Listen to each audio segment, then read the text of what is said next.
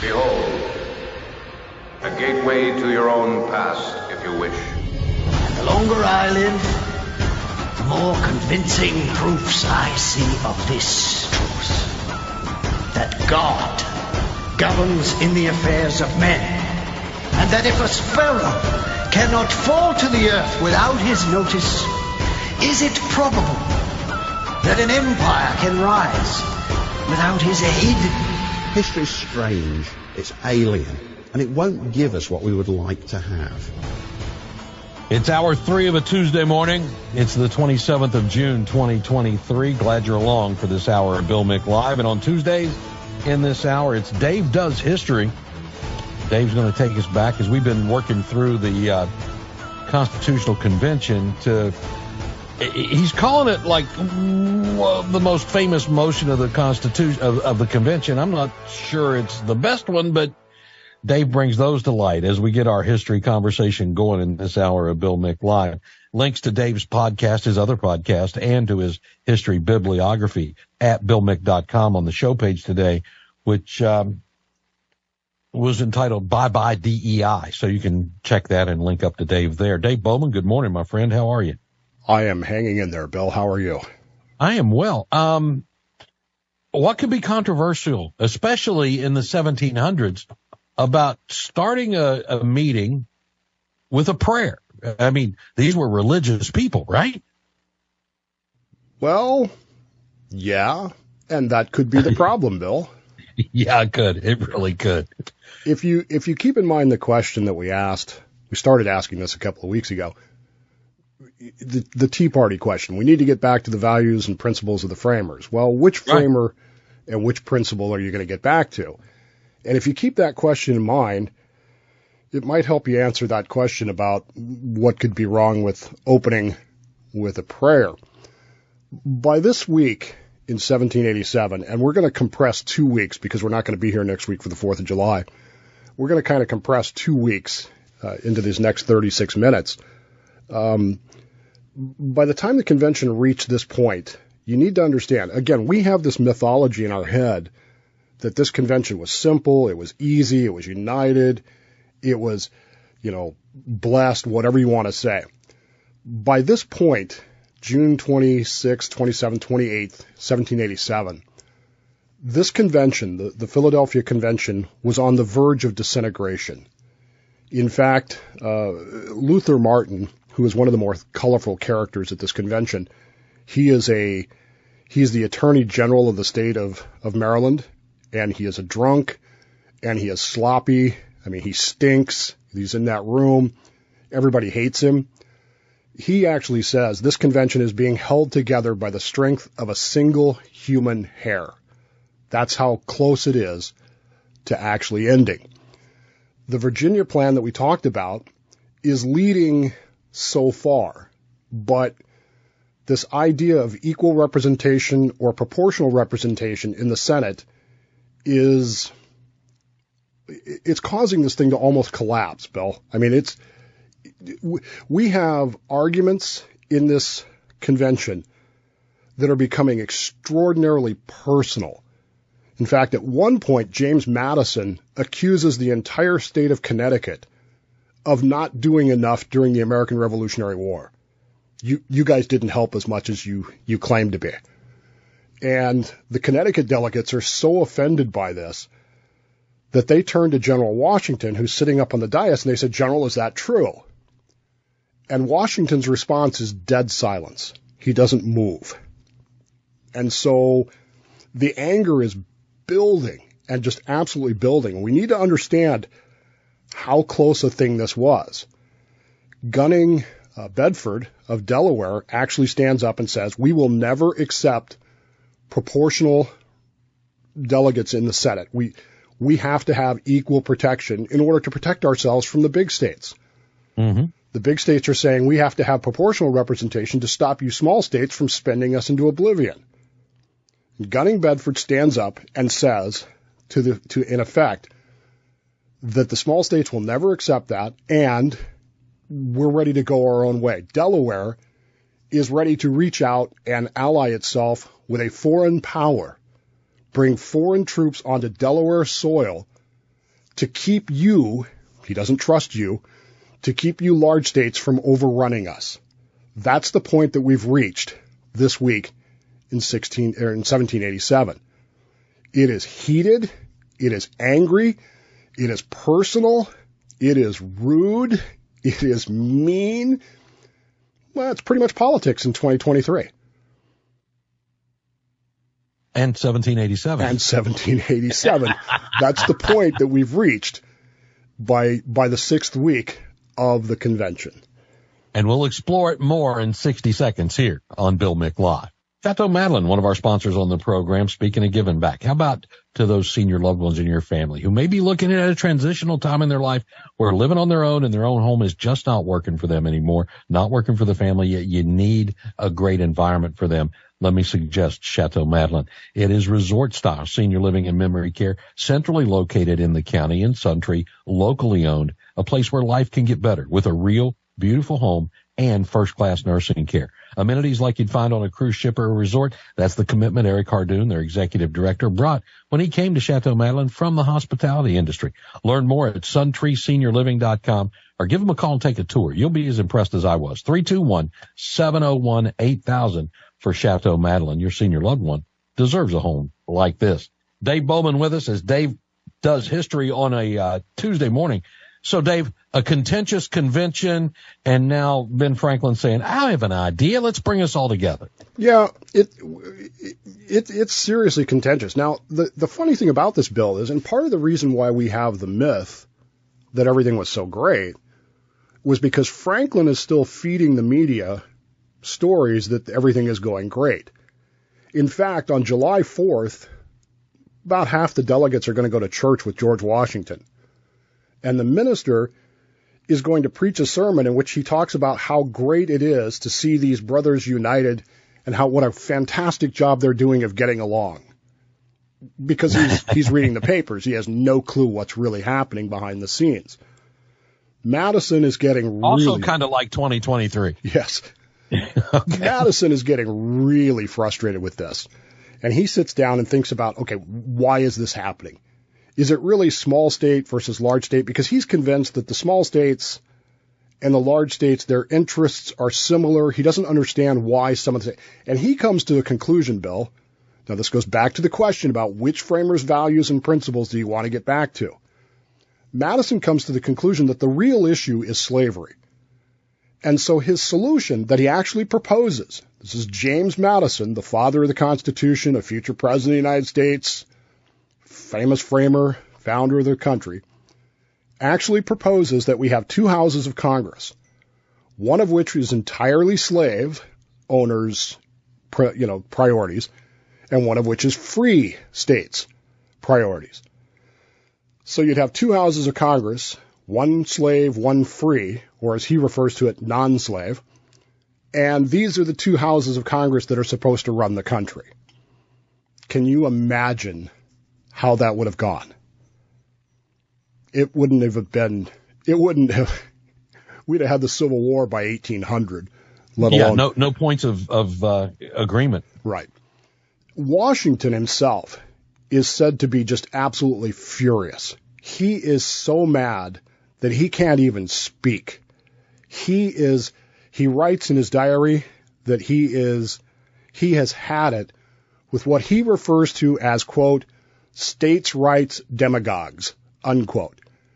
People who are putting the rights of the states ahead of the good of the entire nation. And it's this environment. So you have the whole Connecticut thing with you didn't do your part. You have gunning Bedfords. We're going to bring in foreign troops. All this stuff is going on. And Benjamin Franklin is sitting next to his very good friend, Daniel St. Thomas of Jennifer, who might be my favorite framer just because of his name. They are the two oldest guys there, and they're very good friends. And Franklin is just listening to all of this going on and on and on. And he knows that it's getting madder and madder and madder. And he thinks to himself, we need to calm this down. We need to figure out a way to, I don't know, kind of direct things a little bit differently because this is getting out of control. These people they're not just insulting each other. they're almost at the point, Bill, where they're ready to start duels over this. In fact, Hamilton is sitting over there, and he's getting ready to leave the convention because another convention member has gotten himself into a duel back in New York, and he's the second. So they're getting ready to leave to go fight a duel over something else, which is trivial and pointless. But that's the kind of environment we're in. And there's this belief that literally this convention, hanging by the breadth of a single human hair, is about to collapse. And Franklin's idea, of course, is, as you well know, hey, let's start every session with a prayer. And you might think that would calm things down, but it's not going to.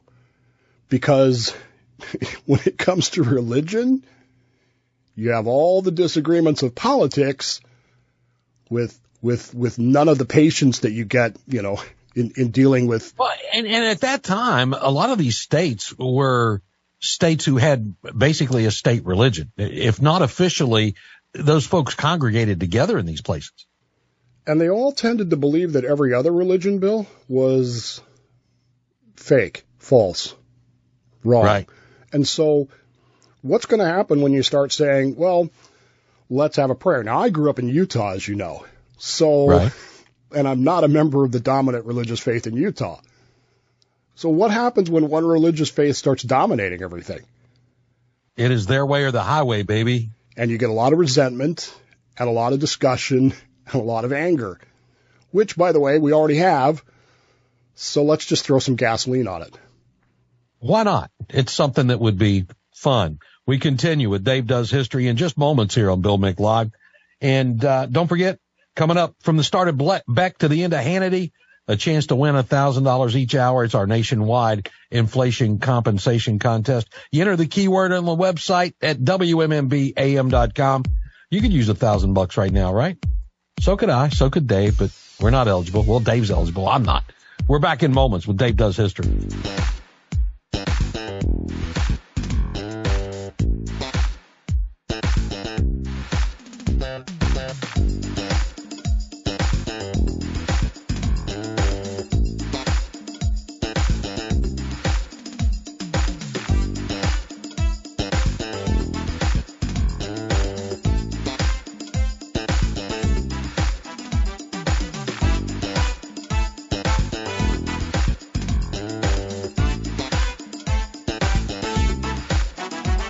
History like you've never heard it. It's Dave Does History on Bill Mick Live.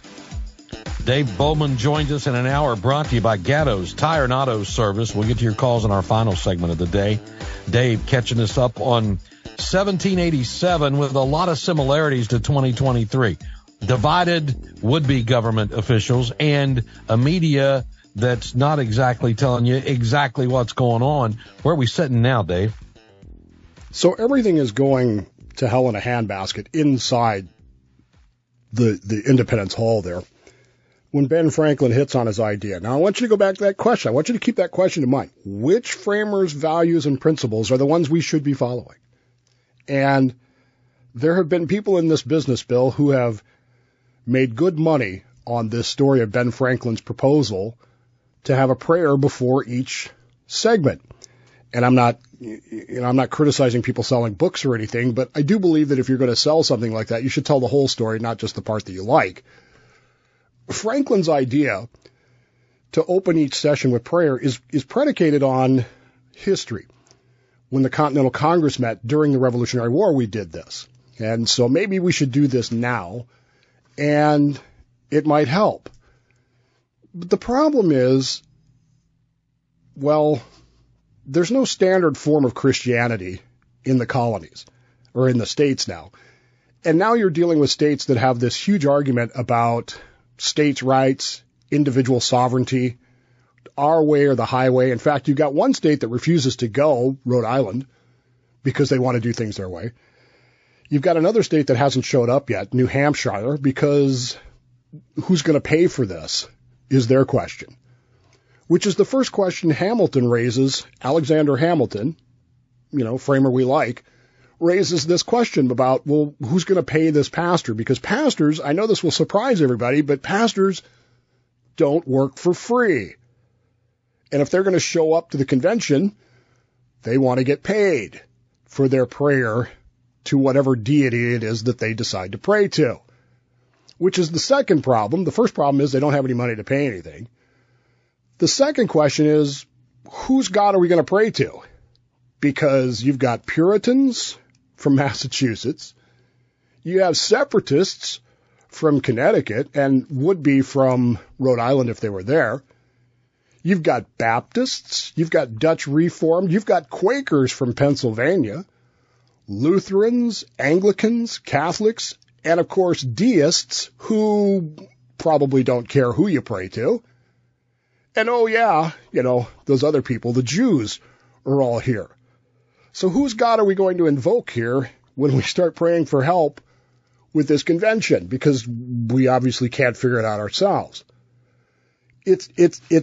And Hamilton points all this out, and of course Franklin is, he's just trying to calm things down. He's not trying to stir up any problems. But the biggest question they have is, well, who's going to pay for it? And they look around the room, and everybody's like, half these delegates are writing their governors saying, look, I know we were only supposed to be here for a couple of weeks, and now we're going on 2 months, and there's no end in sight. Please send me more money, because the hotel is very expensive. People don't have any money to pay for this. People aren't willing to reach into their pocket, because why would I, if I was an Anglican, say from Virginia, pay to have a Puritan preacher make a prayer? That would be contrary to my religious faith and my religious beliefs. But the biggest problem they have of all, Bill, is that they're afraid that if the public finds out that they're having a prayer before each session now, that they, now 2 months into this, now they've decided to do this, the public perception might be that this is not going as well as they keep telling everybody it is. And they don't want that perception. And so, led by Hamilton, they actually argue that we probably should not do this because, we don't want the public to get the wrong idea. The second problem is you worship the wrong God or worship God the wrong way. And thirdly, why should I pay for this? And if the states aren't going to pay for it, well, ministers, like I said, don't work for free. So who's going to pay for it? Well, if nobody's going to step up and pay for it, this whole proposal of Franklin's just kind of goes into the trash heap of history because it's not going to work. There's a lot of people who make a lot of money on that story, but they only tell you the part up to where they decide not to do it because it's not going to function. They leave that part out of the story. So it's a fascinating thing, and if I was thinking of a founder pushing a religious element onto this, I don't think it had been Ben Franklin I would have picked. It would not have been Ben Franklin, who was totally a deist. I mean, it would, and Hamilton arguing against it. Again, I go back to that question. Which framers' values and principles are we supposed to get back to? Because, Franklin wasn't really all that religious of a guy, and Hamilton was, but not willing to go along with this. So the motion actually dies. It doesn't even get a second, and it doesn't get a vote. But we still have the problem, Bill. We still have this issue of how do we break this deadlock? And therein lies the tale. And we'll tell you that as we continue a moment in this hour that's brought to you by Gatto's Tire and Auto Service. I've been trusting Gatto's for years with my vehicle, and I appreciate the work they do for me. I'm not a mechanical guy. I need someone I can trust and rely on, and that is Gatto's Tire and Auto Service. I use the one right here across from the studios, but there are 6 locations around Brevard, so there is a Gatto's Tire and Auto Service close to you. A local company with national benefits like warranties and ASE certified mechanics and a no-pressure staff that gives you honest recommendations for what you need for your vehicle and what you can get by with until you're ready to do the bigger job. They're great at being honest with you about it. So for me, you got to go to Gatto's, and that works out for you too. Again, 6 locations across the county, over 50 years serving Brevard County with 3 generations of the Gatto's family. That's why you've got to go to Gatto's. Dave Bowman and Dave Does History. So we're trying to break a tough time in this convention, Dave. And, okay, prayer's not the answer. How are we going to get these folks to come together? Is there a better idea that comes out somewhere? Well, obviously we need a compromise somewhere. The question is, where is it going to come from? The small states are not going to support the Virginia plan if they can't get equal representation in the Senate. And they've made that clear. Gunning Bedford has said, we're going to go our own way. We're going to ally ourselves with a foreign power. Other states have hinted at that.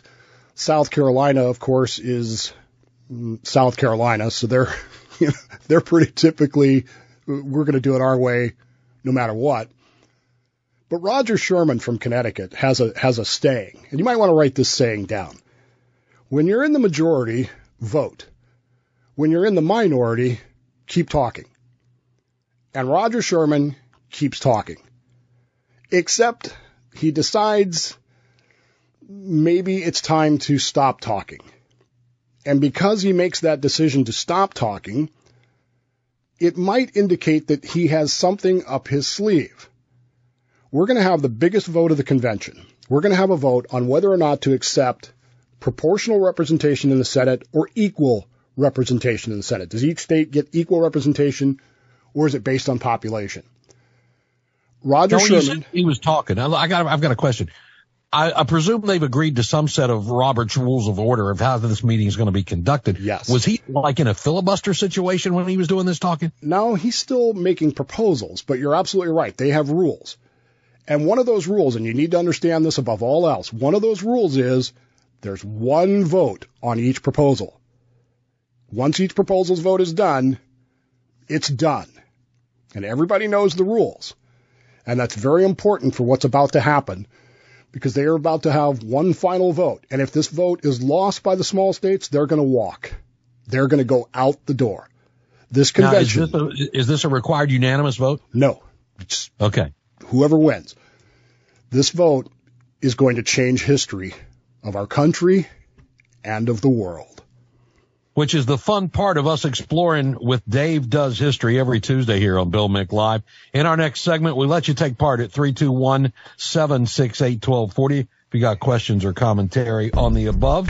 And we'll see where Dave takes us as we continue our Tuesday history lesson here on Bill Mick Live in just moments on WMMB.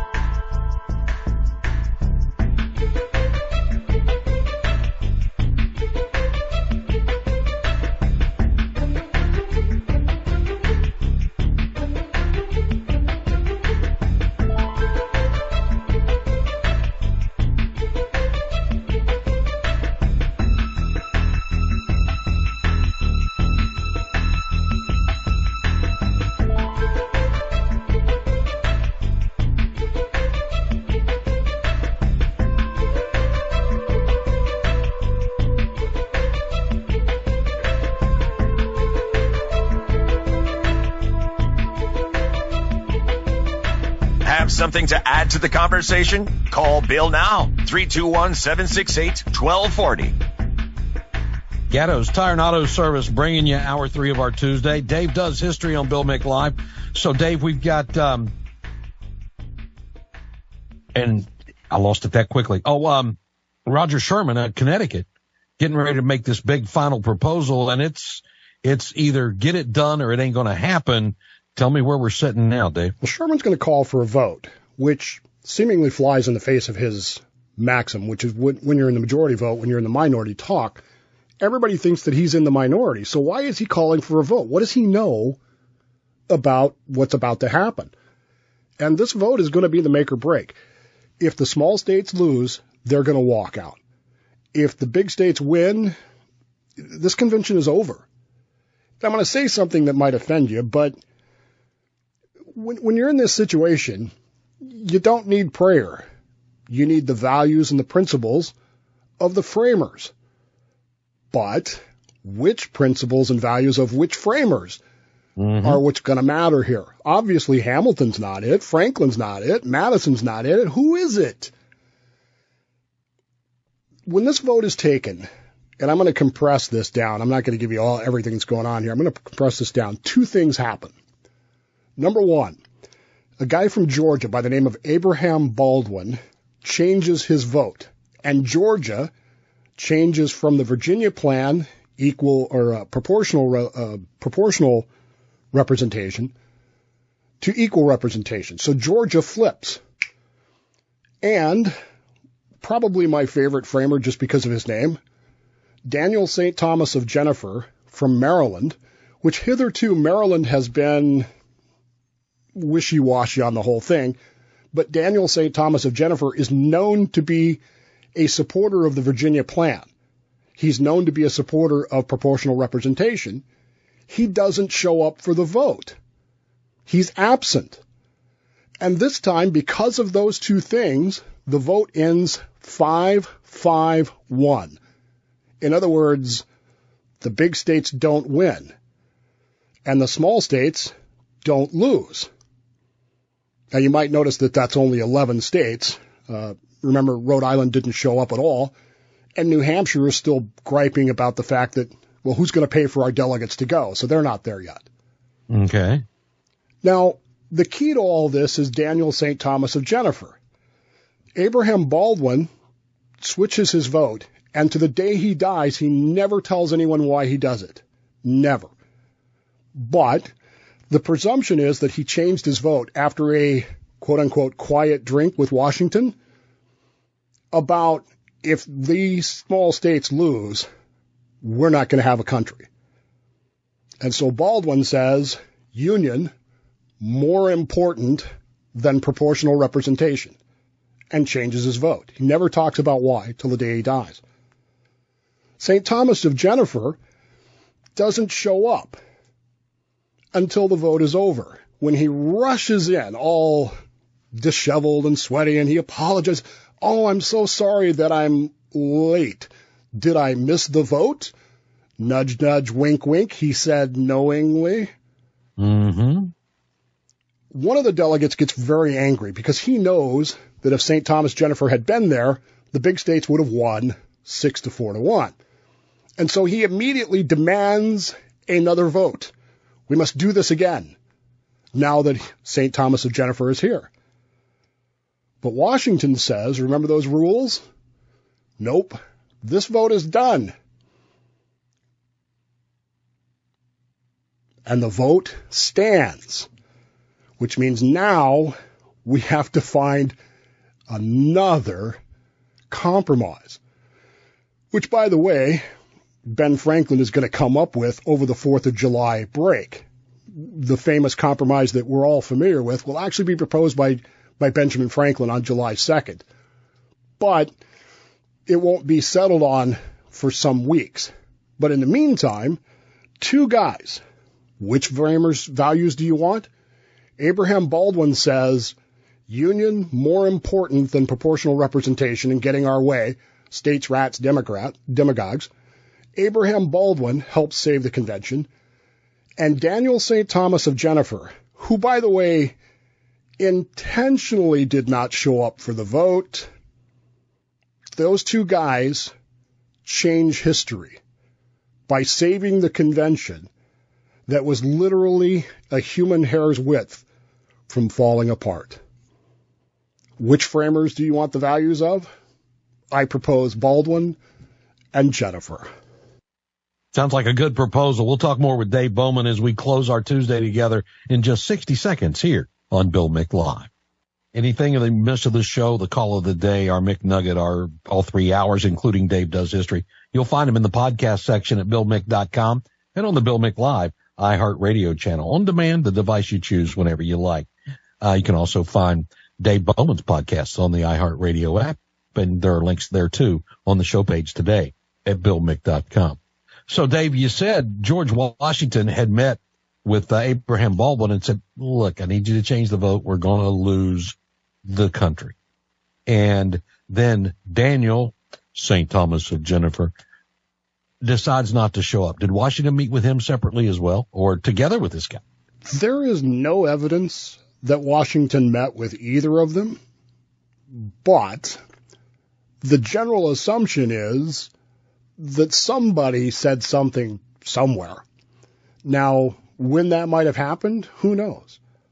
Abraham Baldwin was his vote change was completely unexpected. Nobody saw that coming.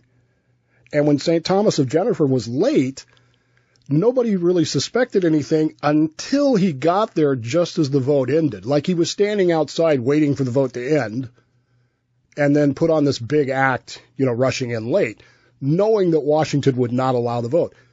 And so there's this assumption that somehow or another Franklin and St. Thomas of Jennifer were best of friends. So it's very possible that Franklin and Jennifer, conspired the night before to save the convention. And it's just a fascinating thing. Here are two guys who believe, politically that proportional representation would be better in the Senate. But they understand that the primary purpose here is to be the United States. And if we're not the United States, this is going to devolve into a war. It's going to devolve into all kinds of economic problems. And most importantly, it's going to embarrass us in front of the entire world. And so these were two guys who were willing to put the betterment of the country ahead of their own political ideas. Which, again, I don't think you get that from Madison. You sure don't get it from Hamilton. You do from Washington, although as the president of the convention, he's kind of quiet about things. But it's an amazing story that these two guys on this same day literally saved this convention. And as they go into the July 4th break, they appoint a committee, 11-state committee, one person from each state. It's dominated by people who favor equal representation, which really makes Madison mad. He's really mad about that. And Franklin comes up with the proposal that the equal representation, the trade-off for equal representation should be that the House of Representatives gets to start all money bills, taxation, spending bill, all of that stuff has to start in the House so that the majority can't spend the minority into oblivion. And all that happens because of Daniel St. Thomas of Jennifer and Abraham Baldwin switching their votes or not showing up. It's an amazing story. What I'm finding in all of this, Dave, is that the politics that we decry today existed then. Very much the same and with very similar tactics in play. Although we were founded in division, they were able to unite and on the big issues eventually and bring this thing together. Well, this is what I say all the time, is that this convention had the idea of unity above all else. We had to have a United States. If you don't have a United States, you can't solve all the other problems. We don't have that today. We don't have that unity of purpose. And I think that's why it won't work today. Let's get a quick call in before the day's done. Line 1, you're up on Bill Mick Live. Good morning. Good morning. Hi, Mario. Hello. Were the founding fathers at this convention creating a United Nations of sovereign states that gave up some of their rights in order to act together in unity? No, they were not creating a United Nations. They didn't see it in those terms. They'll throw out terms like state sovereignty and states' rights and those kinds of things. But remember, they understood that without unity, this goes back to the Franklin cartoon before the American Revolutionary War. Join or die. We have united. We hang. We either hang together or we hang separately. They didn't see it as a United Nations. They saw it as we have to have a centralized federal government because we're not functioning as a nation. We're functioning as 13 regional governments that have different ideas and different ideologies and can't get along together. And if we can't get along together, how in the world are we going to fulfill our manifest destiny? How would you have imagined, Dave, that these founders coming together would have envisioned this process going? Did they get what they thought they were going to get, or did they think it might have been easier than this? I think that some of them thought that this was going to be easy. They thought it was going to be quick. They thought it was just going to be a revision of the Articles of Confederation. In fact, we talked about the New York delegation, Hamilton, and his two friends up there. The two friends are going to leave the convention because they're furious that this isn't a revision of the Articles. This becomes a revision of the government entirely. And there are some people there who think that this is a bad idea, but most of them agree that the Articles of Confederation don't work. They never did work, and they still can't work, and we can't fix it because Rhode Island's not even here. Neither is New Hampshire. So we've got to come up with something better. We've got to come up with something that works, and we got to come up with something that solves the problems that we're having in Massachusetts, along the border, in Georgia, in all these other places that we don't talk about. Nearly destroyed this country in the 1780s after the American Revolutionary War. See if we can get one more call in before the hour's done. Line 1, you're on Bill Mick Live. Good morning. Hey, this is Keith in Palm Bay. I wonder how pivotal that the prayer moment with Benjamin Franklin pointed out the idea for the First Amendment of no establishment of religion. Ooh, good question. Dave, any insights? That actually comes into play later. Charles Pinckney from South Carolina actually introduces the no religious tests clause into the Constitution. Most of these guys were in agreement that this government had to be secular. It's not a religious government because we are so religiously diverse. And if you try to force a religion on people, it's just not going to work. An interesting turn, Dave. That was fun. Enjoyed it. And like you said, we're going to be gone next week for the 4th of July holiday. And then you'll be back the week following, and we'll catch up on where we're at then. Yeah, it's an interesting, the 4th of July break is fun for the convention, but they got a lot of work done. All right, very good. And we will see you tomorrow for a wide open Wednesday. Don't forget the Inquisition happens tomorrow at 1 with Jonas Disgustus and the Constitutionals. Then Thursday morning, 7 to 9, we'll have those Constitutionals in with us on Bill Mick Live. Thanks to Gattos for the hour. I'll see you in the morning at 6. Thanks again, Dave.